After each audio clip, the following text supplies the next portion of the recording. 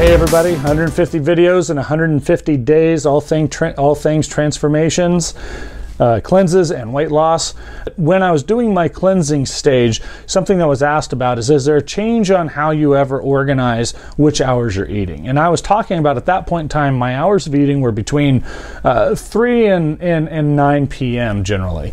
Well, that is true when I am cleansing, because it's easier to fast at the beginning of the day and just stick it out and then start eating and trying to satisfy yourself towards the end of the day.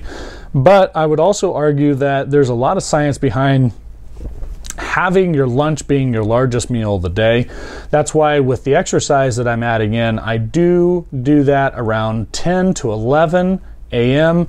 and then my intermittent fasting, the hours that I'll eat will start immediately after that meal. I'm going to pile in as many calories as I possibly can, start to help my body feed my muscles and to get as much growth as I possibly can out of the workouts. And so in that case, then I'm moving more towards a 12 to 6, 1 to 7 p.m. Kind of depends on when I'm out of the gym and how I'm moving forward. Because the first thing I take when I'm getting out of the gym is more of my adult essential amino acids, and to feed my muscles as fast as humanly possible. Some high glycemic carbohydrates also helps push these processes, and then I go to generally a high fat, and this is when I'll have my heavier protein type of large heavier meal that's going to take some time to digest.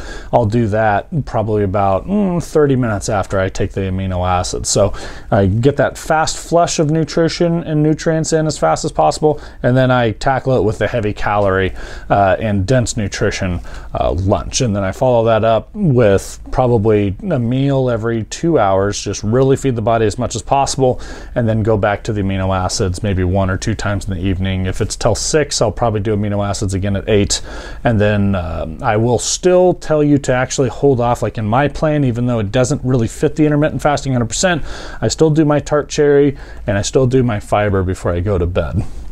So I know that that's not 100% traditional, but that's what I find really works and makes me feel well. The tart cherry helps me sleep very well with its ability to increase my melatonin levels naturally. But anyway, yes, I do shift that window for meals depending more towards the middle of the day, and a general, once I get into my general regimen, that is what I am doing. Thank you.